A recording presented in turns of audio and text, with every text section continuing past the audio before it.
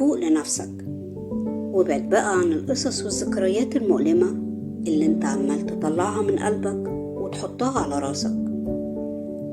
ابعد بقى عن دوامة اليأس والفشل اللي واخداك في طريق كله ضلمة.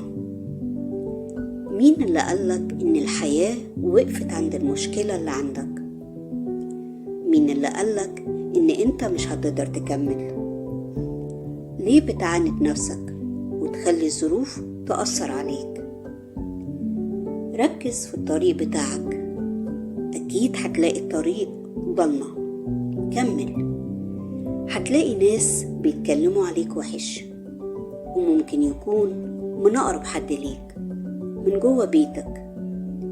هتلاقي محدش بيساعدك، هتلاقي ناس بتقف في طريقك. كل اللي عليك إنك تكمل. قاوم الظروف وبين لنفسك وللناس إن راس مالك هو المجهود اللي انت بتبذله. بين ليهم إن راس مالك هو إيمانك إنك تبقى حاجة. اثبت لنفسك وللي حواليك إنك أجمد وأقوى من مليون حاجة موجودة في حياتك. خلي عندك إيمان إن كل حاجة هتعدي. اللحظات الوحشة اللي بتأثر عليك دلوقتي هتعدي، واللحظات اللي بتوجعك هتعدي، والبني آدم اللي عامل مشاكل في حياتك هيمشي. لازم تنجح. اوعى تفكر ان النجاح سهل. النجاح صعب جدا. رفضك للحاجات الصعبة والمشاكل المؤلمة ده نجاح.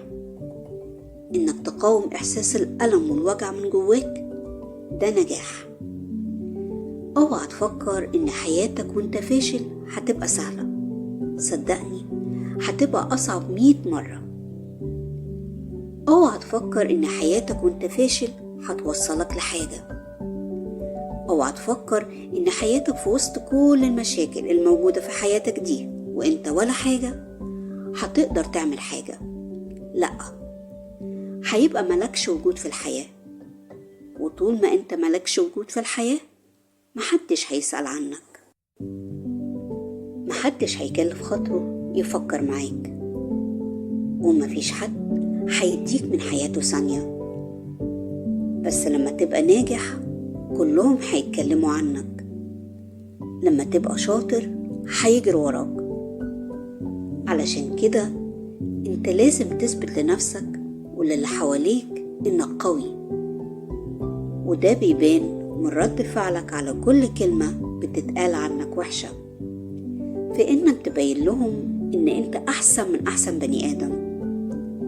رد فعلك عن كل الناس اللي بتعمل لك عقبات في حياتك انهم يبصوا لك ويندموا ان هم اتكلموا عليك وحش، وده علشان انت كل يوم بتنجح وبتكبر.